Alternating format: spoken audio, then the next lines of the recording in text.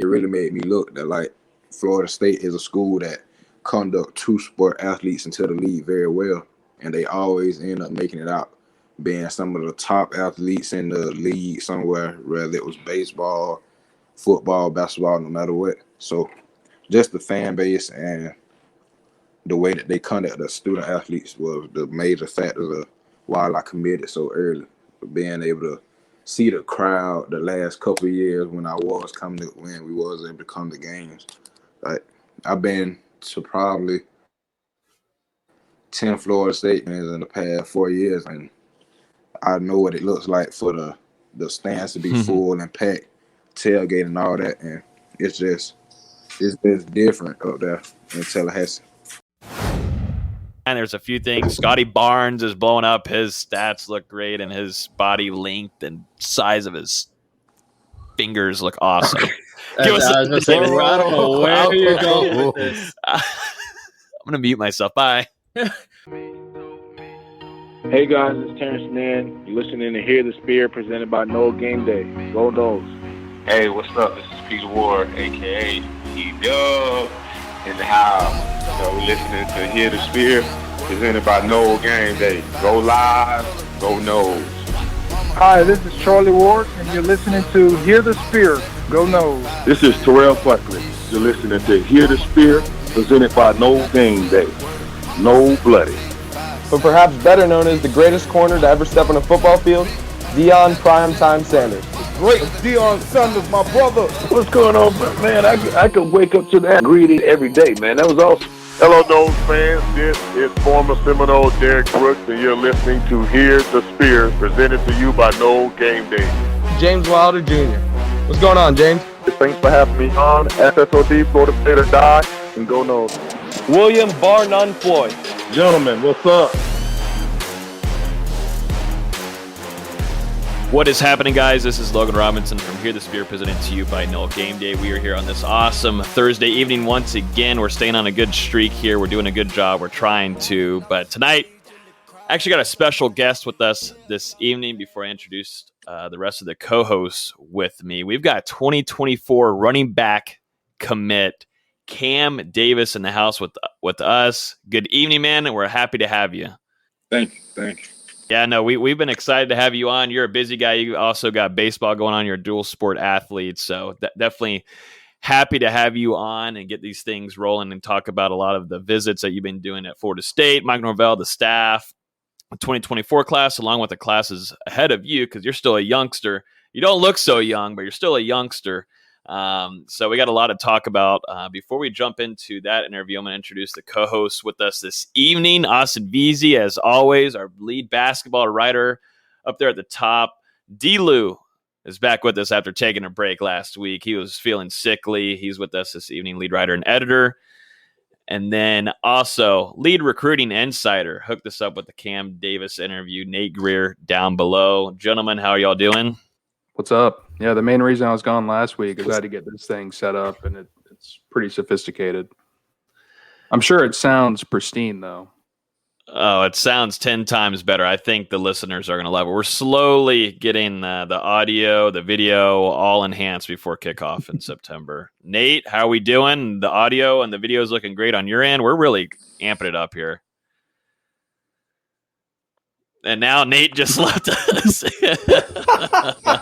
Right when I say that, Nate is gone from the whole streaming setup. So there we go. Things are not going fully correct. But you know what? What's going correct? We've got Kam on here, and I think we should go ahead and jump into a little bit of this. So, Kam, just tell us about what you've been up to lately. Obviously, you've got baseball going on, and you're a dual sport athlete, like I was saying earlier. So you also got football and spring football that you just went through. So just tell us about your schedule and what you got going on this summer. This summer I'm just really working, getting my craft and stuff together. So I've been going 5-hour practices and stuff with football, then turning back around in the morning time, 9 to 11 with band practice and baseball. So right now I got a busy schedule. I don't plan on going out and doing anything because I'm not like a person that like to go out all the time. So I'm just working all summer and getting ready for the season and stuff that's coming up.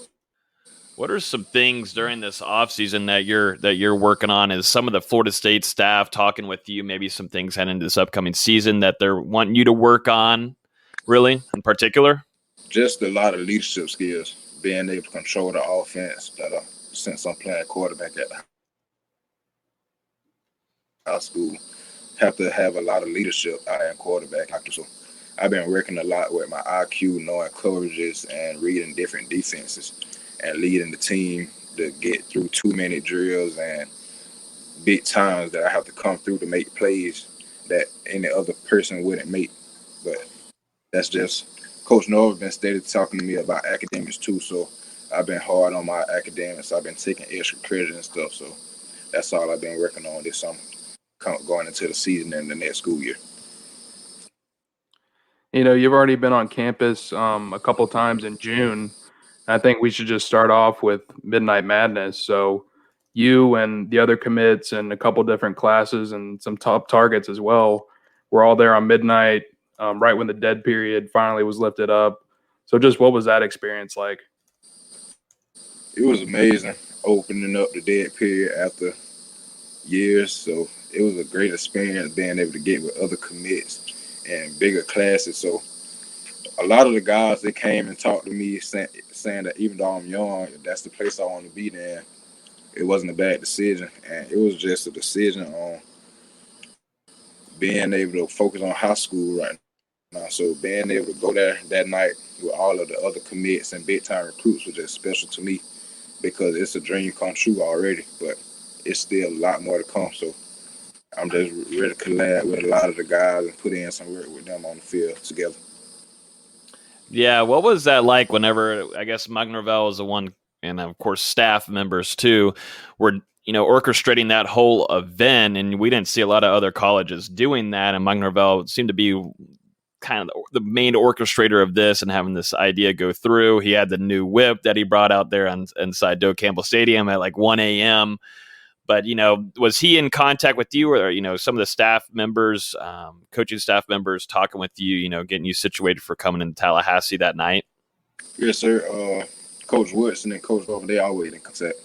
Like, I called them every 3 days, twice a week, anything like that. So I kept in contact with them a lot. They're great coaches. The vibe of that is just different. And it was a big determination that determined my commitment and stuff. So the energy that Coach Mike Norvell brings out and the focus that he has is just something that every player should want and think about when they come down to coaching and the next level. Wondering what the energy was like in there. Kind of run us through what a visit looks like with this staff. What's energy? Is there music playing? You got photo shoots going on. Where are they taking you? Are you having one-on-one meetings? Are you looking at film? What it kind of take us through a whole visit scenario there with Mike Norvell and the staff? When you first get out the car, walk on campus, the energy just set in. Like all the coaches there surround us, they're ready for you to come in, shaking hands. Once you take photo shoots, you have loud music and it's just an environment to where everybody's hyped up.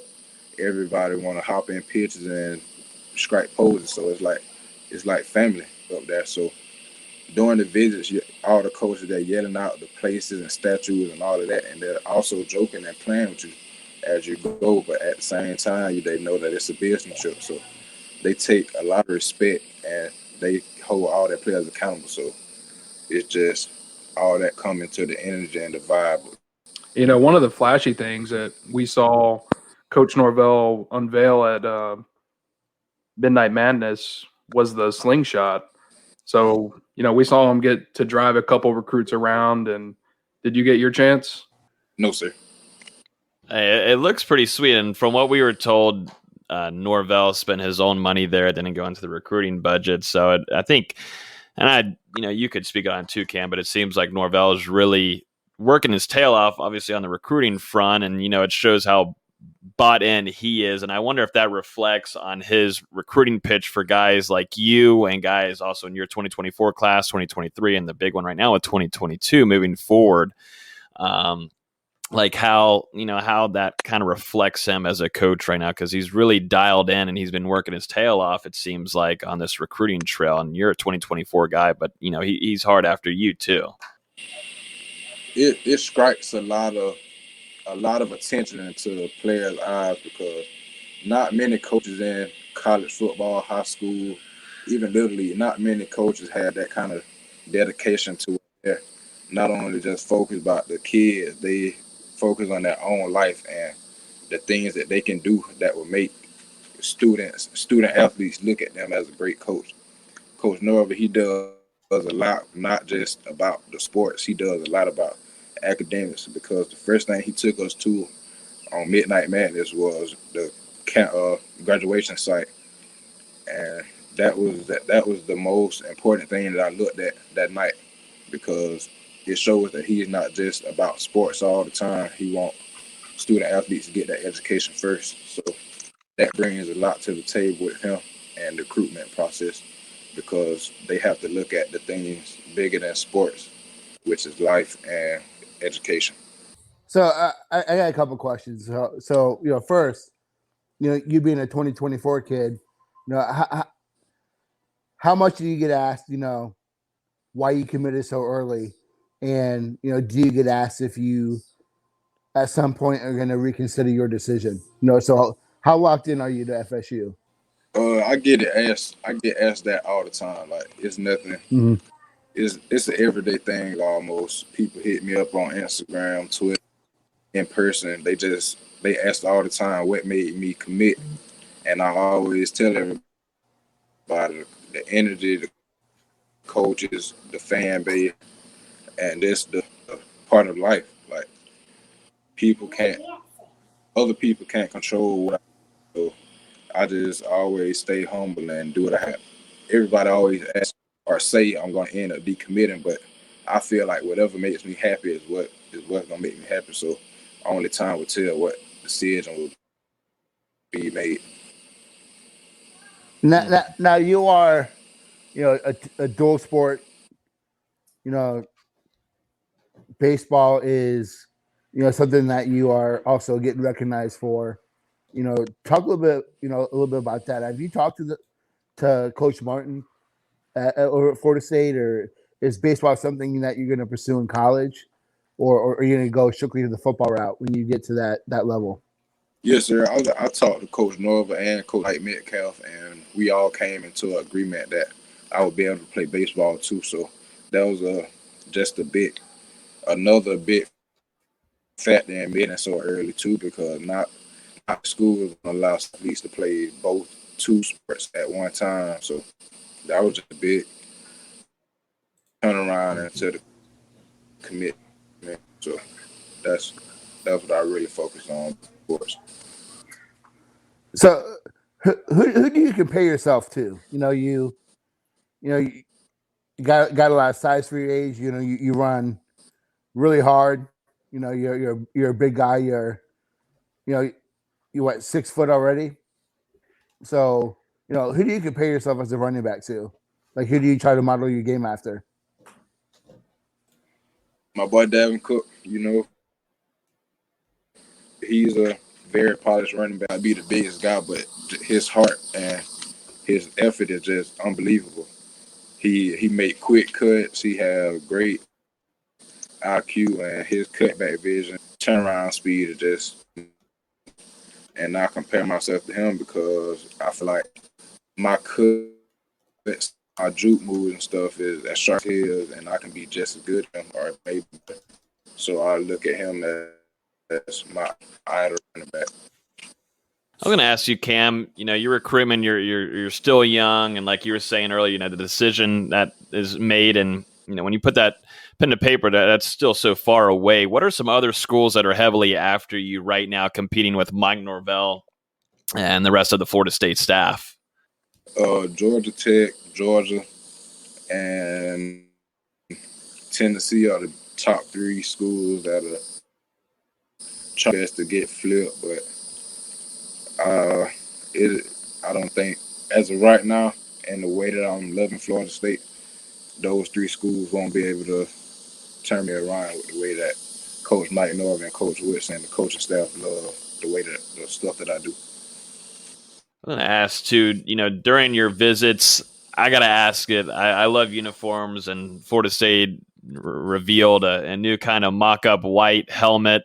What is your favorite uniform combination to go with? Because we've seen a lot of recruits coming through. They're posting the photos on IG and Twitter, but what would be probably your go-to combo? White is basic, but the way that it white hands out, so really just, and the garment and go is not just the two rare colors that's very common. It's two rare colors. The all white is my favorite. Mm-hmm. Yeah, the all white seems to be a favorite in the photo shoots, along with also the fans too. Whenever they're wearing that on the road during road games, but yeah, that new white helmet is looking pretty sleek right now.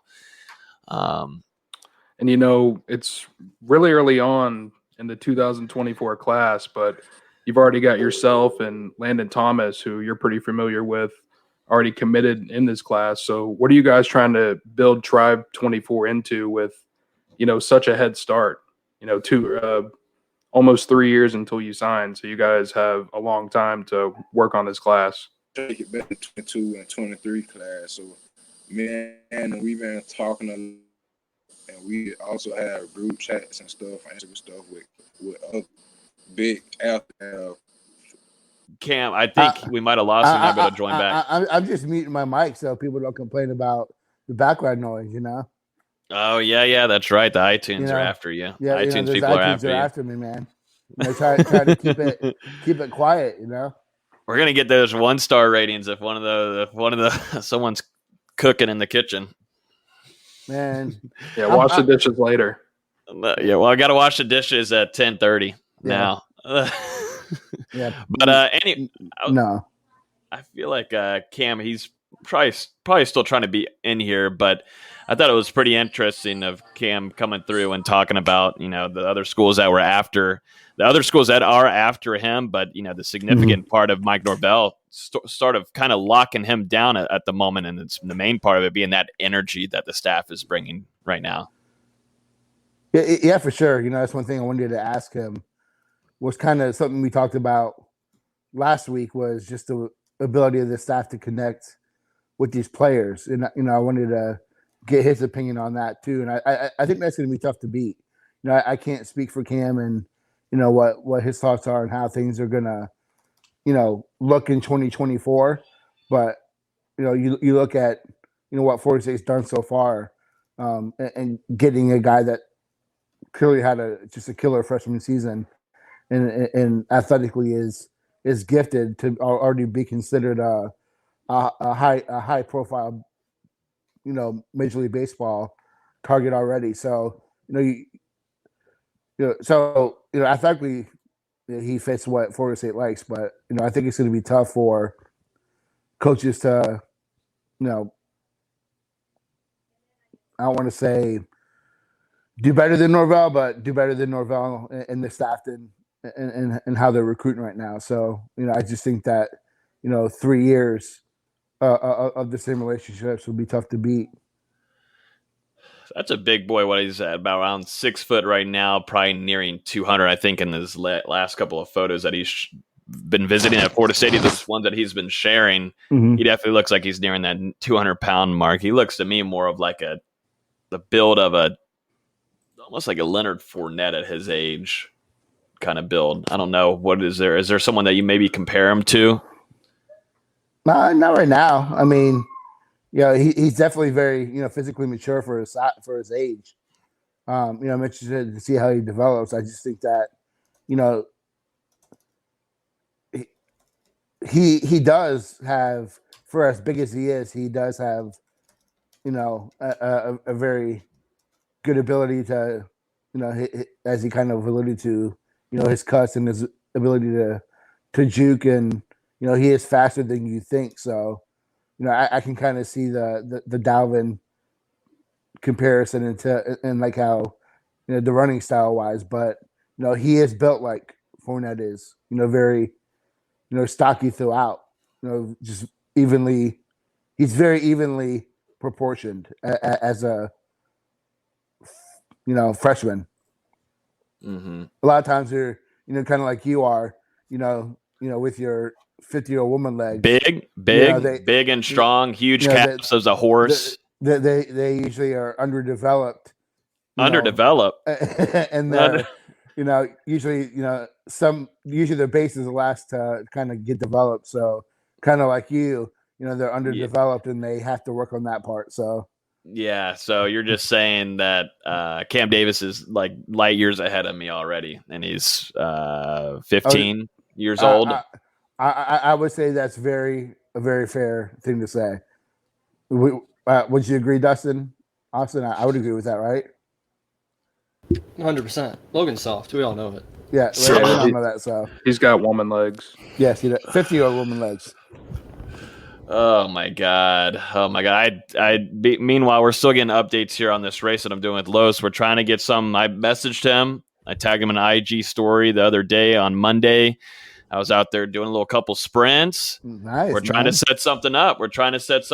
He told me when. I said in August. Haven't heard a response yet, and that's how it usually goes. And plus, he's not on here tonight for us to discuss it. So, I was about to say he's got to show up on the podcast where he can race. Yeah, I know. He's got to requirement. So here's a big trend right now that we've got the NG here, the spear curse. So everybody's been tweeting us saying that we're not allowed to have any commits on anymore after Altmaier. You've got Nico, Markiol, and you got McGowan's on the basketball side. Yeah, we had Jalen Worley too. He's stuck. Yeah, we've got majority of Knowles that have stuck. I guess it's good Omar didn't come on tonight. I think Cam's trying to get back in here. Yeah, I wanted to ask, both Dustin and I talk to a lot of recruits, and something we hear a lot is the staff's ability to really connect with recruits. The way that they're recruiting is a lot of energy, very, very hands-on and very aggressive. Let's just call it aggressive. They are coming after it very hard on the recruiting trail.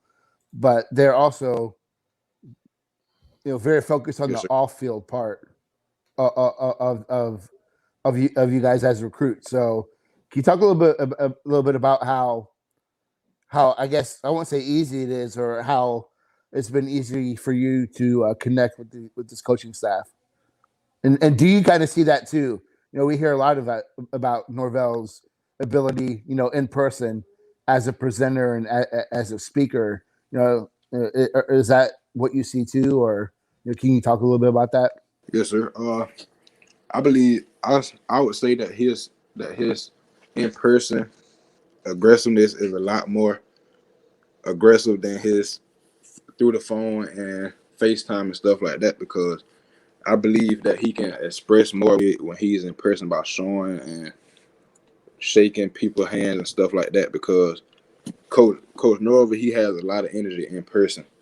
Like he get to see you and see how you react to certain stuff that he say, your body language and all of that kind of stuff. So his energy basically feeds off of the people energy that he's talking to, because through you really can't tell or determine how a person is really acting or trying to say stuff to you, because people can have any kind of body language through the phone, but when it comes down to in person, you have to show a great body language no matter what. And when he does that all the time, and he always keep players up, so that's his aggressiveness in person is a lot more aggressive than on the phone, as far as recruiting and just his energy by itself. Cam, do y'all have a group chat going on right now? I don't know. I mean, the 2024 class is small. You got you and another partner, but is there a kind of connection between the 2022 class and also the 2023 class? And is there anybody that you're currently working on bringing into the tribe with you? Yes, sir.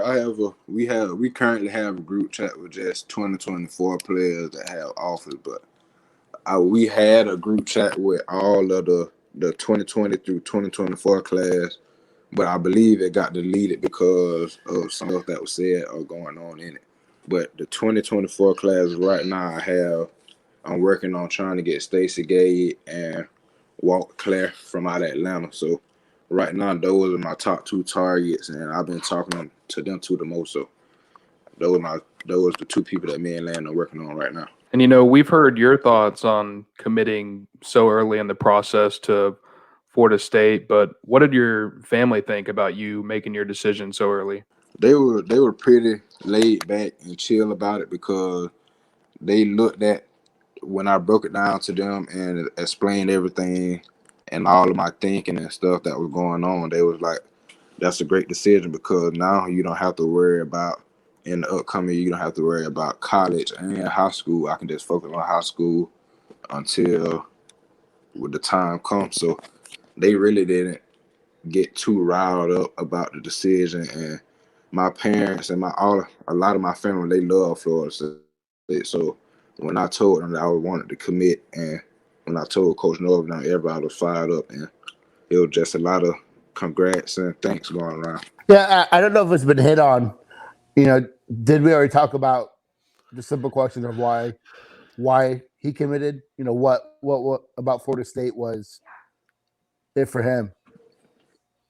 Kind of, but if you want to go through that to kind of finish it off, Cam, why, what really sold the deal for you to commit to Mike Norvell and FSU? What really did it? Was it the war chant, getting to see kind of what that feeling is whenever you go visit this upcoming year? I'm sure going to visit during the Notre Dame game, if that's on your agenda, that's going to be a wild time. But really, what sold you? There's a lot of good things about Tallahassee and college football, but now with COVID-19 kind of dwindling off from us, we're going to get back to regular life. So you get to go visit and actually be there and experience a sold out Doak Campbell Stadium, which a lot of recruits haven't been able to see yet with this new staff. But tell us, really why you committed.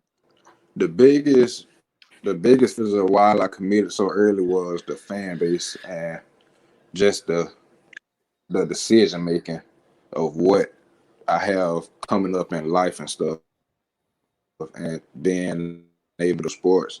And not only that, Florida State is a great 2-sport school, having Deion Sanders, Jameis Winston, those kind of guys coming out of the program. It really made me look that like Florida State is a school that conduct 2-sport athletes into the league very well, and they always end up making it out, being some of the top athletes in the league somewhere, whether it was baseball, football, basketball, no matter what. So just the fan base and the way that they conduct the student athletes was the major factors of why I committed so early. Being able to see the crowd the last couple of years when we was able to come to games. Like, I've been to probably 10 Florida State games in the past 4 years, and I know what it looks like for the stands to be full and packed, tailgate and all that, and it's just different up there in Tallahassee. I think there's some great reasons in that. I think the fan base is also going to love you for that answer. So definitely appreciate you jumping on here with us this evening, a little late this evening, and out of your crazy schedule with baseball going on, and you're still training with football and whatnot after spring football going on. So definitely appreciate you yes, sir, hanging out with us on the show this evening. We'll definitely stay in touch. No problem. Thank you. So I think Nate leaves with Cam. I didn't even get to say bye. You didn't even get to say bye. You got to work a better relationship with Cam, obviously. He's too busy for you. I was saying earlier. There's a sound. Yeah, you're I'm like hearing a fan. Yeah, you're my fan, honestly. It's hot in here. Sorry. You're in a closet. Get out of the closet, Austin. Okay. You're in a closet. That is a closet. Okay. Who puts their... You've got shoes around there. Yeah, it's a shoe wall. Okay, I like the NG sticker you got back there, though. Yeah. No, I was talking to the group. Kam Davis has a 10 times lower voice than Dustin. I mean, God almighty. He's 15 years old. Same to you, bro. Like, he's got a 10 times lower voice than all of us. Don't try to lower it now. Not just me. I think he's even lower than Nate's voice. Nate's like 50, so... 50? No. Not 50? 43? Yes, Pudwacker. Yes, I am. Oh, wow. That was a good guess. Oh, man. Well, yeah, Cam, that was awesome. I'm glad to have him on here. We were supposed to have Omar Graham on here, but that sadly couldn't happen tonight. Some things had to come up. Those are the kids Florida State needs to recruit, period. Like, you can tell the kid's very mature for his age. He's athletically gifted and he's a worker. Sometimes you see kids that age are maybe maxed out. I don't think you see that with him. Two-sport guy, he's been actively recruiting not just his class like Dustin was talking about, but also 22, 23 kids. So he's definitely, what this program needs to continue to, build upon and get back to that upper echelon. So, the sky's the limit for that kid. Mm-hmm. There's a question on here before we jump into the quick hitters. This is from Georgia Ron. What's the backup plan for wide receiver 5-star Kevin Coleman? I know his dad wants Alabama badly, but is there anybody else at Florida State is currently looking at wide receiver in that class? I don't think there's a need for a backup plan. Easy answer. Is that an easy answer from you too, D-Lou? Yeah, I mean, there's a couple guys, but I think they've got to be feeling good about where they stand with Coleman, especially, after the news that was floating around today where he's not going to be taking a visit to Alabama this summer. So in my opinion, that's a pretty big development. But also too, just, call me stupid. A lot of people do, that's fine. But, they really haven't been offering or targeting a lot of other receivers. That would kind of tell you how they feel if they continue to really go after kids or pursuing kids. I think they feel good where they're at with Mortimer. I think they like him. And then I think they feel really good with Coleman. So I think what you see is a confident staff, as soon as the dead period was lifted, where was he at first? So going to a current commit that just happened on Father's Day, linebacker Omar Graham Jr. picked the Seminoles, commits to FSU in that 2022 class out of that South Florida area. It's a pretty big one here. I know that, Dustin, you were very close in contact with him, and you got that commitment interview. Tell us how that went. Tell us about the interview there and, that pickup for the Noles. Yeah, so, really, I've been communicating with Omar ever since he got the offer from FSU back in January and just been talking to him ever since throughout his recruitment. And to me, it always seemed like it was going to be FSU in the end, as long as things went well when he got on campus. And that's exactly what happened earlier this month. Whenever he came in for his official visit, he was blown away by being able to meet the coaching staff in person and go through that experience. And that was when he decided to go ahead and make things official. He told the coaching staff on the official visit. But the thing that kind of surprised me was when we were doing the interview, he told me that he had actually been silently committed to Florida State for the last 2 or 3 months. So I thought that was a significant development. So some of the guys have known that he's going to be coming in for a while. And, really it was just those relationships with the coaching staff and where he fits into the system that sold him on Florida State. And, he's locked in. He might take a couple of visits during the fall, but he says it's gonna take something big to sway him away from Florida State. So this is a big pickup. Yeah, I mean, you listen to Miami fans, you just kind of fell in Florida State's lap, right? But we talked about him last week. He's a good fit for what they want to do on defense. So I don't really see him swing or changing his decision, visits or not. So yeah, that's one thing I forgot to even bring up. On the official visit, he actually came with his dad and his aunt, and his dad is a Miami fan and had been talking to Omar and trying to get him interested in Miami throughout the process. And during this visit, he got a chance to talk to Emmett Rice and some members of the coaching staff, and they really sold his family on him going to Florida State. And, now his dad just says, I'll be a fan of wherever you go. Yeah, I think he's a great addition to that class. And for him being silently committed, which we were hearing those things early since last spring, that there was some some players that were committed silently, and it seems that he was one of them.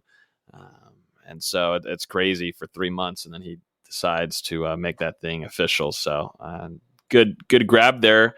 And Chris Marv gets a guy. He put him on the board. A lot of people were complaining and giving him a hard time. Marvin Jones. Chris Marv gets one on the board. Moving on to the next guy. I thought this was something pretty interesting before we jump into some more recruiting. I mean, it kind of is in the same range, but Marvin Jones Jr. Visited unofficially most recently. I loved this picture, though, that his mom shared, and I thought this was something pretty significant here to me, and we talked about it on the Mark Rogers show last night about this interesting picture. So obviously Miami would love to have him on board. They're going to recruit him heavily. I mean, a lot of schools are, but for this, you don't usually see another recruit doing this, in my opinion. You don't usually see, it'd be like a player that FSU is after, and they're over there in Gainesville and they're snapping the spear over their knee. You don't usually see that kind of thing, but I thought this was pretty unique of him being down in that area and doing the upside down U, and it seemed like he enjoyed his visit just a tad. I'm sure you love it, Nate. No, I love it. It's great to see. I don't think Miami is necessarily that much of a threat as other schools are, though. I'm pretty sure. I think his mom went there, but it could be wrong. But I don't think they're the threat that an Ohio State or Alabama would be. But I think that's just a fan of him coming out, being around Florida State for so long. So that might have to be my new Twitter profile picture for a little bit. I think it's hilarious. You don't usually see that as much. And, the fact that we heard a lot of good things about that visit and how it went down. And then, he was number one priority while there, as he should be. This picture that his mom shared, I think, and he allowed mom to tweet it, did perfectly. And we also saw that mom was also tweeting, saying, "Hey, FSU fans, where you at? Let me hear you." And so it seems like things went very well for him and the family on that visit. The picture just perfect way to end it off. Yeah. It was huge to go ahead and get him on campus, not too long after the dead period was lifted, just because we weren't sure at first if he was going to be able to make it. And, this is a huge visit, and I think it sets Florida State up for where they want to be with his official visit coming in the fall. And when you're live, you get awesome things like these responses to Miami fans too. So you get some good content here if you ever watch us live and you're not just on the podcast. But some good stuff going on here whenever you're on Twitter and the comments.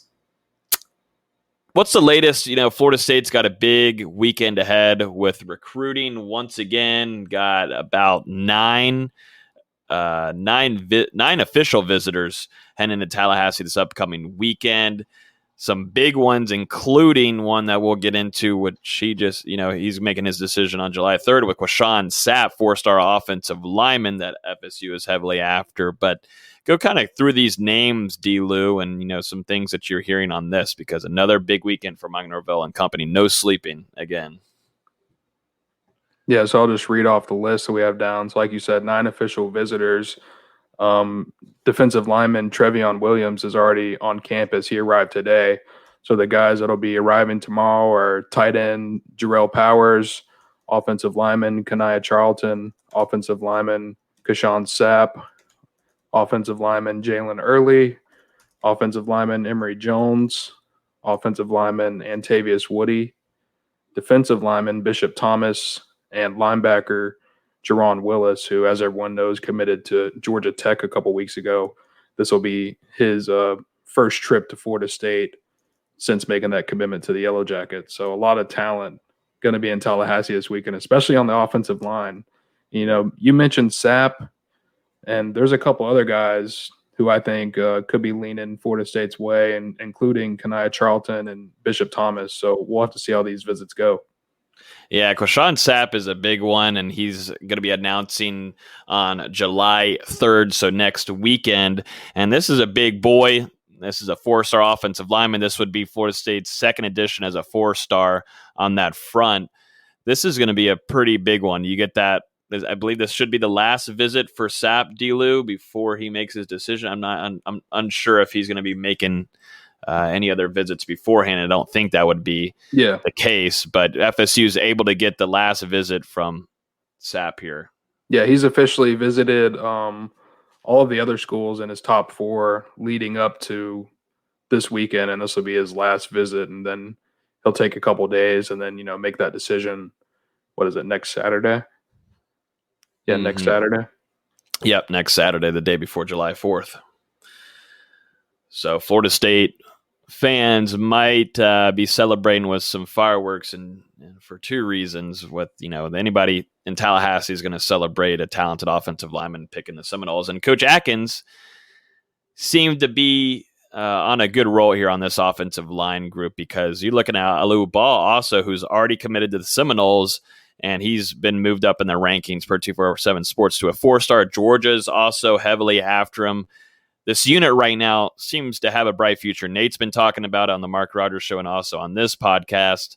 This offensive line and the recruiting mojo that they have, the momentum is really coming together.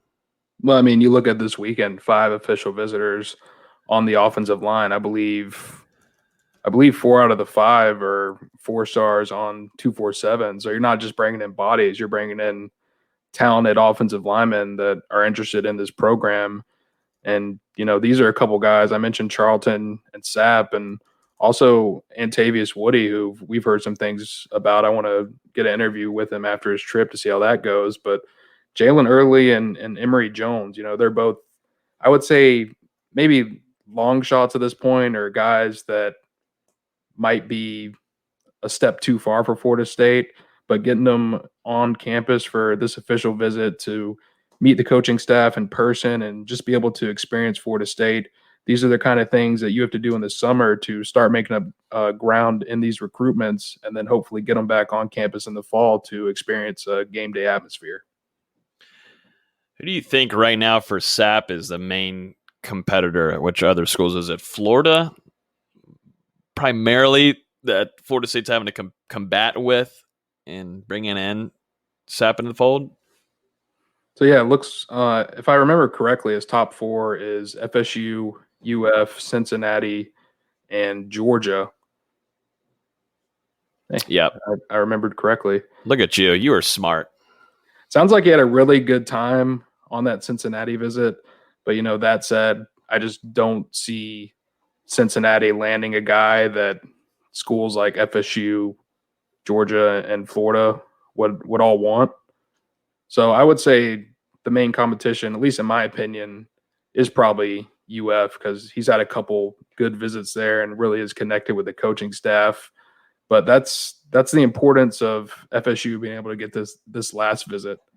So leaving FSU, this is the visit that he's going to remember the most, and he's got a great relationship with the coaches here. So we'll just have to see how it goes over this weekend. Do we know Travis Hunter's coming in town this upcoming weekend? Do we know of that? I don't know if he is. It would be unofficial, but I'm wondering if I just keep on thinking about Mike Norvell and the tools that he's using to recruit, and Travis Hunter is by far one of them. Maybe he'll make a surprise appearance. Yeah, I wouldn't be surprised if Norvell sends the chopper for Hunter to get him over for the weekend with all those guys being in town. Send the slingshot over for Hunter to get in town, because that is a huge tool. And bringing some guys in and sealing the deal. It seems like it's worked with a few of them so far. But the guy to keep an eye on here is Quashawn Sapp, and see how that visit goes this weekend. D-Lou and Nate will keep you guys fully updated with a lot of these visits going on this weekend. Make sure you guys are in the Discord. You guys can join at patreon.com/NoGameDay, and they're giving insider news and nuggets and quotes. It's been a crazy month. Go ahead. Last thing you should do, since you're pulling up all these tweets, pull up a picture of Trevion Williams. Like, pull up his Twitter or something. Yeah. This kid is massive. Let me do that. Tell us about Trevion Williams while I search. He's really, he's a guy that just kind of recently emerged on FSU's board, offered earlier this month at one of the camps that they held on campus, and they've been really, really impressed by him. So I believe this is either his second or third visit to campus. This is going to be the official visit. But a guy out of Mississippi, both the in-state schools are interested, and, we saw that worked out personally with Luke Altmaier, really close with us. So we've seen how the Mississippi schools can win out in the end. But that said, Florida State going to give it their best shot. And, this kid, he's the guy you want walking first off the bus. He's that type of guy. Yeah, I'm fine. I know what tweet you're talking about from earlier today. I'm just not able to find it in time, but I've got a picture here that will definitely do it justice. Yeah, this will work. This is from 247 Sports. You can see on here the size that this cat has. That looks like, I know exactly who it is. God, I'm 2 weeks in a row on missing names in the NFL. But hold up.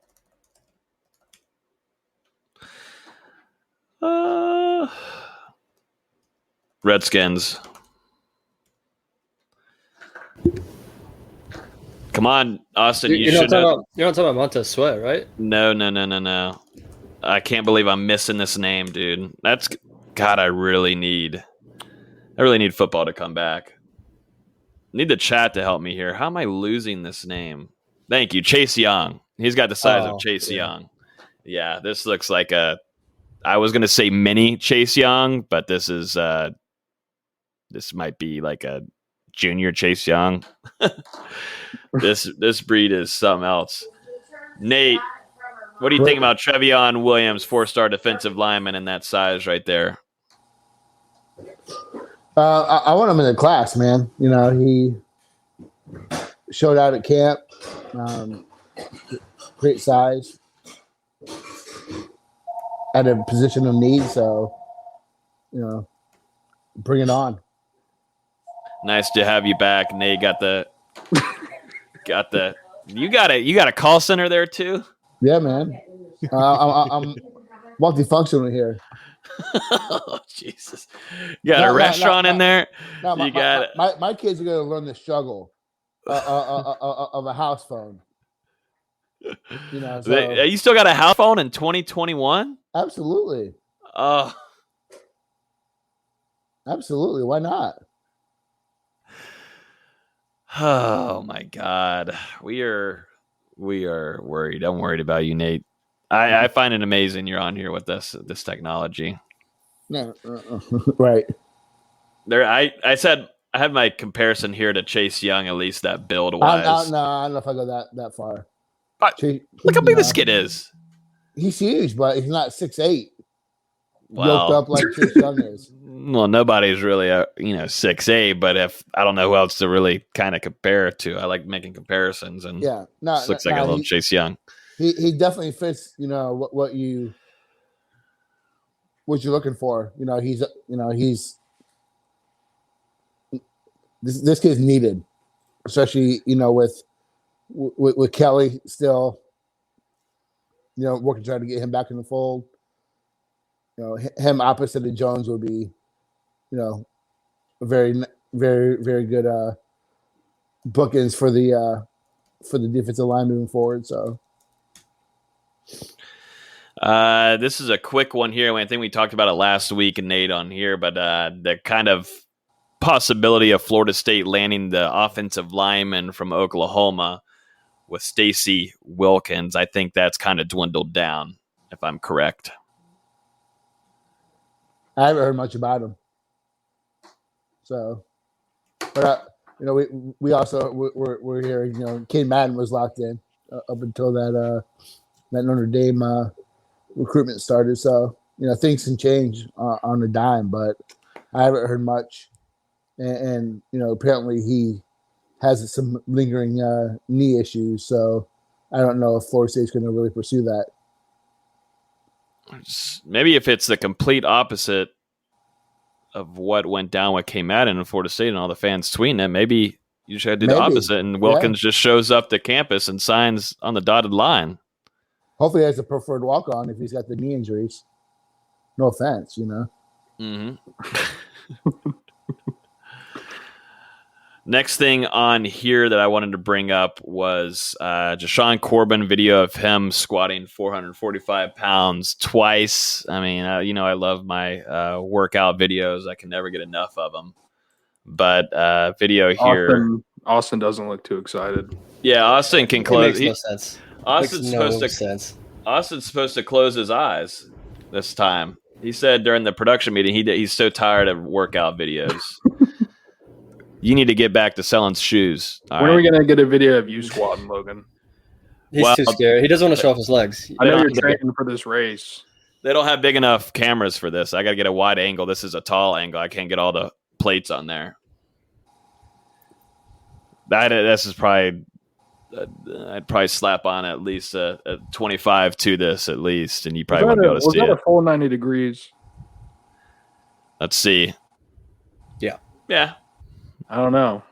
I think he's like 1 degree off. Oh, yeah. Dustin Lewis, the workout coach, trainer, squatting coach. Logan, so you be that guy who puts all that weight on the bar in the gym, puts those catchers, way up high. Because when you go down, that thing's going forward. Not at all. Not at all. I was coached to go below 90 or tap my ass on the bench. I don't think you could ever squat anything close than that. No, not 445, but 500. Yeah. No, Jesus Christ. I hate you.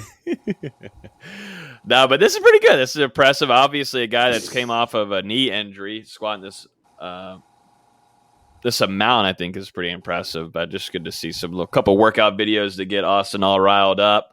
He's got NBA to look for. Oh, it's already happened. 9:30. Terance Mann. Any update? How's Terance Mann looking? 30 minutes into the game. I haven't looked yet because I've still got the stats from his game 6 pulled up. So. Oh, my Austin is not a real. I'm trying to somewhat pay attention. I'm sorry. Oh, man. And then I wanted to go over this real quick. I tweeted a video of Jameis Winston working out. First of all, why are you shaking your head, Dustin? It's been getting a lot of hate. Yeah, I got a lot of they went around nationally and got trolled. My mentions are still going on. It's not so pretty, but my man is working out. He's working his ass off. I mean, I think it's a pretty decent drill to me. I mean, played football and I mean, the purpose of it is to keep our eye downfield and keep your hand on the ball. And keep your feet moving. The idea of it, yeah. Especially for a guy, who, is call it what it is in the NFL, has had some fumbling issues. So, I understand the drill. Keeping everything downfield, keeping that ball up high. I think it's a drill that works, and I think it's real. You got people at your feet. You got people falling at you. You got people swinging at you. So why is that getting made fun of or mocked? I think that's a drill that's true to that position. That's how it always has been with Jameis since beginning in the NFL and him not having so great of years. But any kind of way to make fun of him and get that kind of publicity for Jameis, and then we'll talk about Marcus Mariota all the time. Oh my God, he's one of the best college football players. Or Johnny Manziel. Both players that have no kind of contention of being starters next year, nor is one even going to be on the damn field of any field. Both won't be on the field next year. No, I mean, Mariota will be sitting his ass down on a bench, but you've got a guy that's going to be fighting for a starting job, which I do think he's going to get. I don't think get signed that much amount. You don't get that much in a contract without you have a starting spot. Manziel's going to be doing lines somewhere in Texas. Yeah, I was going to say the only field he's going to be seeing is the one right in front of him with a table of snow. Snow lines going skiing for Johnny Manziel. But yeah, I just thought that was pretty interesting to bring up. Jameis always getting hate and stuff on workout videos. And, this man, I believe him. When we were at the Kenny Shaw camp, I do think he's working out more than any other quarterback in the country, in the league. Well, hopefully it proves to help him get that starting spot, because I think he's got something to prove for sure. Yeah. This is a pretty good question, Nate, on here regarding some recruiting. Is a Kamari Wilson 5-star safety a realistic get at this point, or Kevin Coleman? So talk about Kamari Wilson. There was a lot of talk about him visiting. He did a little photo shoot there. Is he kind of just doing this visit just for the fun of it? So, like I said last week, Florida State's doing a good job at IMG. I think that they will be a part of the recruitment. I just don't think that any school other than Georgia is going to land them. Yeah. I think that's just that prohibitive of a favorite. I think Florida State will get him back on campus.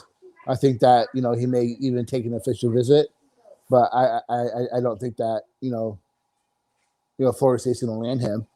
But they had done a great job at IMG over the last 3 to 4 months, and I think that's going to carry over to a lot of those recruits that are over at that school. So, but I don't think it's realistic. I think Florida State has a less than 2% shot to land him. But I've already talked about Coleman, and I think Coleman is very much Florida State's to lose. Solidly. Agreed on both. Solidly, Florida State's to lose.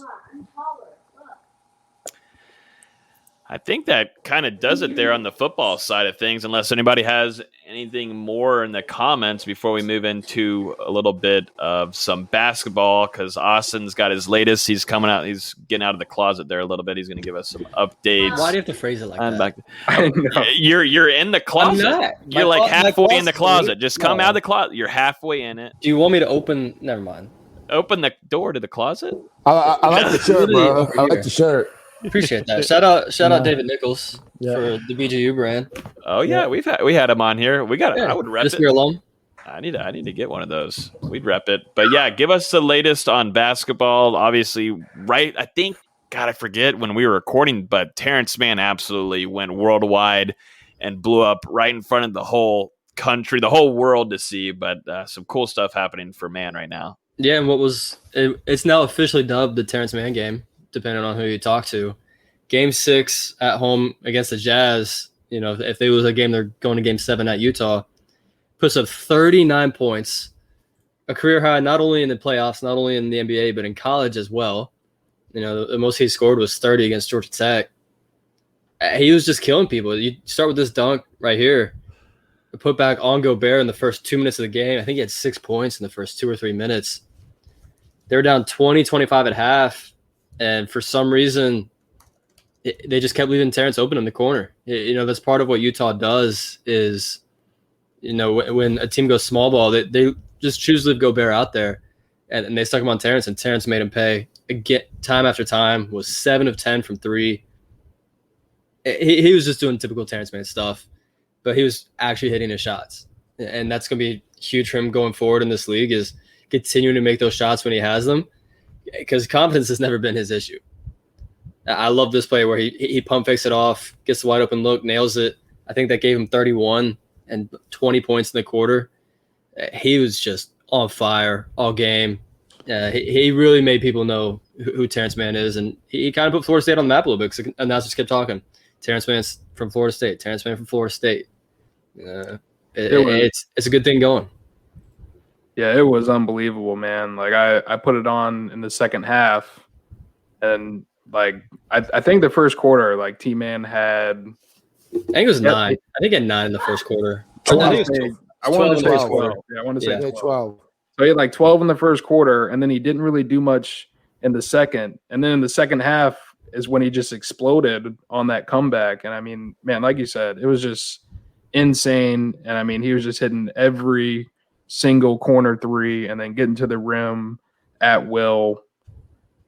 And I mean, you know, in a game where the Clippers didn't have Kawhi Leonard, they had someone come out and play like Kawhi Leonard, and that was Terance Mann. So it was insane. And, you know, Clippers fans everywhere, first ever conference finals appearance in franchise history. And a lot of it fell on the back of a second-year player out of Florida State. So that's just, it's amazing to me. And not only a second-year player, a second-round pick in his second year.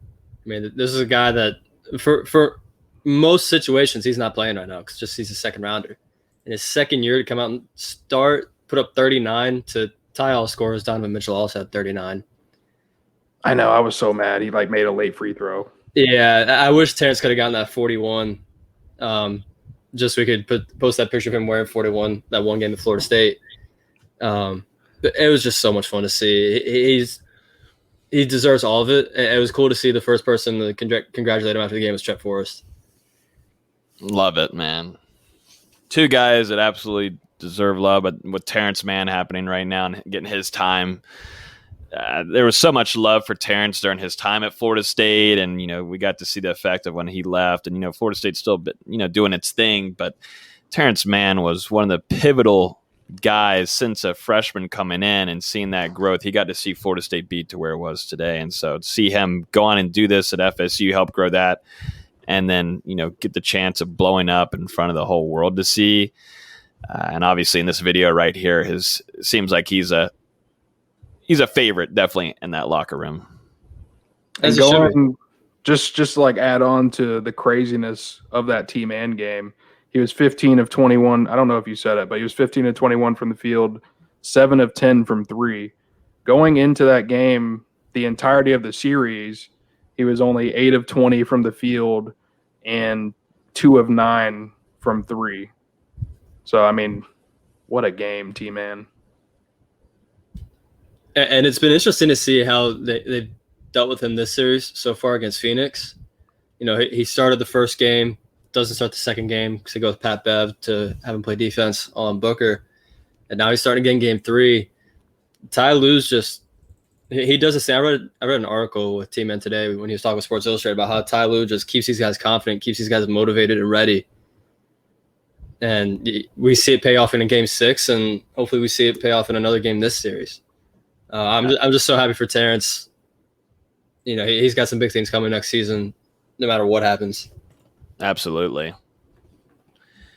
Lead us into this next thing right here, which I thought was not crazy, not a real shocker. I think some people were thinking it was Raekwon Gray on Twitter, but Raekwon Evans, there's a report out today that he plans on returning to Florida State this upcoming next season. Which isn't a surprise. I think I put it in the Discord over 2 months ago that he was expected to stay. After initially thinking he'd leave, you know, he had that really hot stretch in January where he had 20+ points against, I think it was NC State. Had good games against Clemson. Played January really well. Rest of the season, kind of disappointed. But, you know, at this point in an offseason where you're losing so many guys between MJ Walker, Scottie Barnes, Raekwon Gray, et cetera, you know, you need some experience back, especially in the backcourt. There's no such thing as – there's no bad thing when a player returns, in my opinion, especially one with his kind of experience in the system. You can't expect to hand the program over to 2 guys who have never played for Florida State, and Caleb Mills and Jalen Worley. As talented as they are, you need someone with experience there. Yeah, I don't think it's a bad thing at all. Like you said, the experience is going to be good for that team. You've got a lot of youngins coming in, and there's been a kind of almost like not an overhaul, but it is a new team coming in. Some guys leaving, some that might have surprised us a little bit, but you know, Evans, guy that was up and down last year, you got to hope that experience level will help him and being a pretty decent contributor for the team. It'll help that he won't be as relied upon as the ball handler next year. You know, last year there's no true point guard. As great as Scottie is at playmaking for his size, he's not a true point guard. Next year you got Caleb Mills, Jalen Worley, both guys who can actually play the point guard. Evans won't be as relied upon. I think that'll be huge for him. Evans, Dustin, wasn't that your one of your favorite guys from last year? I forget who it was. I think it was Dustin. I don't think so. Yeah, right. Our group chat every game. We won't bring it up. No reason to. But favorite or least favorite? I don't know. We'll see. It could change next year. Could change. So could change. And real quick before we move on to the combine, we didn't have it written down, but Florida State got that game scheduled against South Carolina, neutral site, Rock Hill, South Carolina, which a lot of people are gonna be like, why are we playing basically in South Carolina's backyard? Rock Hill's 45 minutes from USC's campus. Rock Hill is also really close to Charlotte. Charlotte's got a huge Florida State alumni base. I think it's gonna be a pretty good game. I obviously expect Florida State to win. South Carolina's got some talent, but it's not gonna be one of those games where it's basically a South Carolina home game. There's a lot of Florida State people up here. What year is that? Is that going to be next year? This year. It's this December. That's up. Okay. Yeah. Sweet deal. Okay. So you're going to invite us to come up there and watch it with you? If y'all want, that's fine. Where am I staying at? So I'll probably take.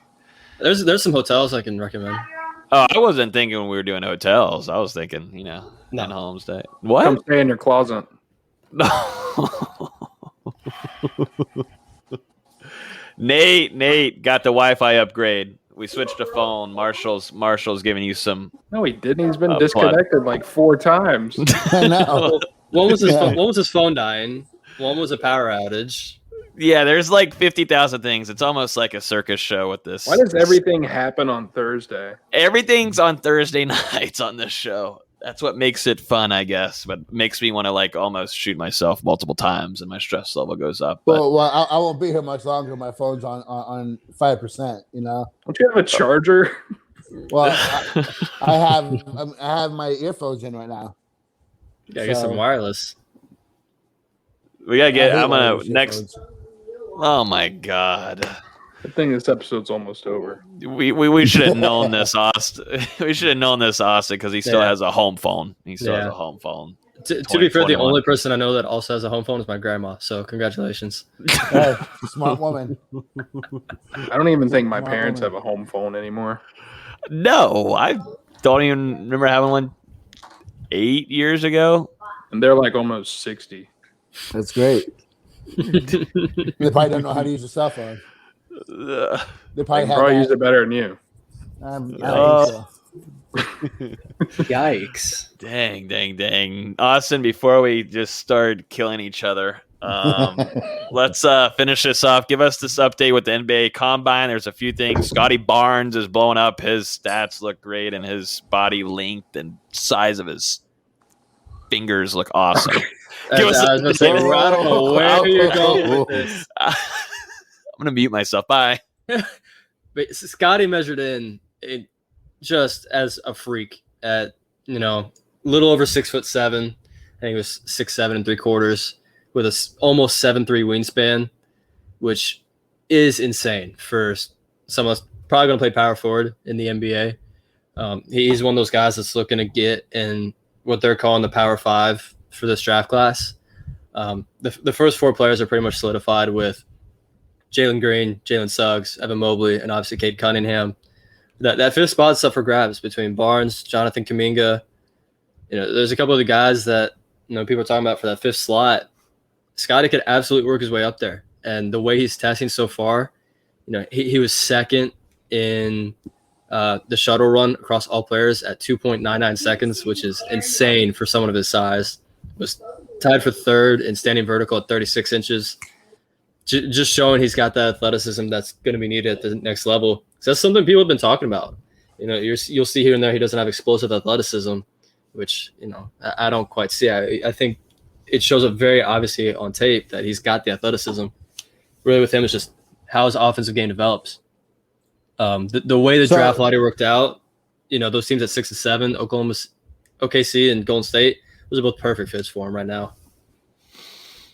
So I mean, I still think he could work in that top 4 if he has a great combine. Maybe. I mean, Cade Cunningham's going number 1. And talking with someone with one of the teams that's in the top 3, they expect the top 3 to go in some order of Cunningham, Mobley, and Jalen Green. Then after that, if Toronto really falls in love with Scottie, I could see it. Yeah. I mean, if they feel they want to move on from OG Anunoby, I could see it. I was surprised Suggs wouldn't be in that top 4. I actually like Suggs a little bit more than Green. I was talking about it with the same guy who they're in love with. I'm not as sold on as Jalen Green. In the G League, he had a usage rate of 30%. So if he was to go to a team like, say, Cleveland, where he's having to work off of, other high usage guys like Darius Garland, Colin Sexton, how effective would he be? That's something like that. Those are the kind of questions I have. Obviously, he's superbly talented, but we'll see. I think Scottie would fit in better with Cleveland, but Jalen Green obviously has the higher upside. Just the way the league's going right now. I think he'd be perfect in Golden State. Even going top 6, 7. I think it's a better draft than last year. Especially at the top. Yeah, at the top. I think last year's draft class didn't get the credit it deserved for. Yeah, last year's draft class didn't get the credit it deserved for being as deep as it was. This year's a little bit more top heavy. But if Scottie could go to Golden State, learn behind Draymond Green for a couple years, and then emerges that small ball 5, I think he's going to have a very long career. What would suck is if he goes to Orlando, where they need scoring, they already don't have a lot of spacing. Then you're looking at a not so stellar career, in my opinion. But we'll see. This is a funny video. I didn't even see this today, but this was 9:14. Hey, this just happened. This just happened. He got a half-court shot with one hand while he's at the NBA combine. Swish! Half-court. I love the other guy's reaction just looking at him. And then the other guy that's there, obviously people were talking about it when we were talking about Evans, but Raekwon Gray, he's been tested at the combine as well. Obviously didn't test as well as Scottie Barnes because very few people did.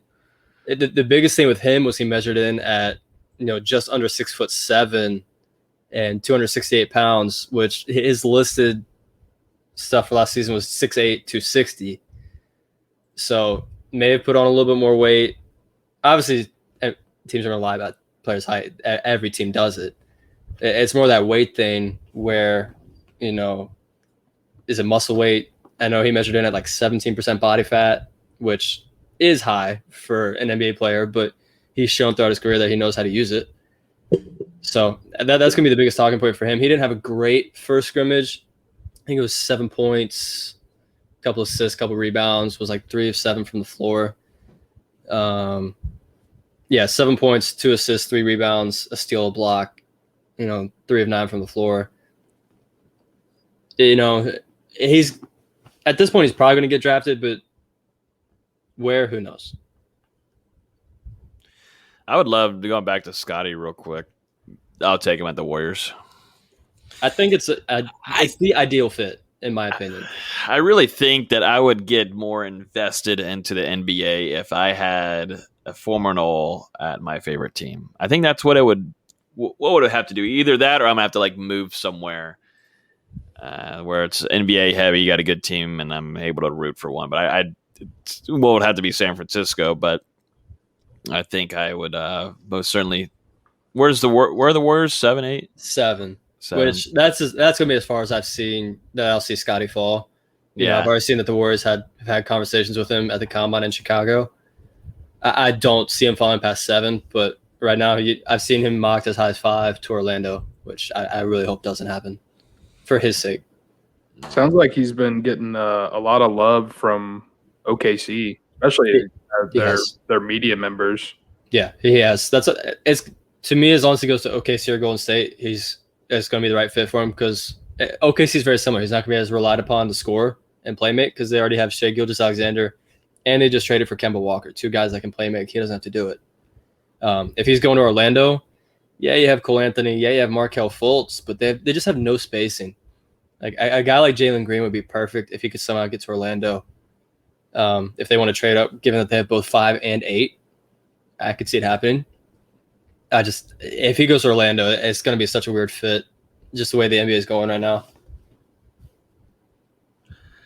To finish off this show, I mean, why not just call Dabo Swinney a clown? You know, that's probably the best way you can finish any kind of FSU podcast. But thank you, Georgia Ron, for the comment here on YouTube saying Dabo Swinney is the circus. He is a clown. So that's I think that's the perfect way to end off this episode. Unless anybody has anything they want to shout out their family members or talk about what they're doing this weekend. Shout out Austin's mom. All right. Alrighty. That was a low blow. Yeah, I don't understand why that one happened. But anyways, very low hanging fruit.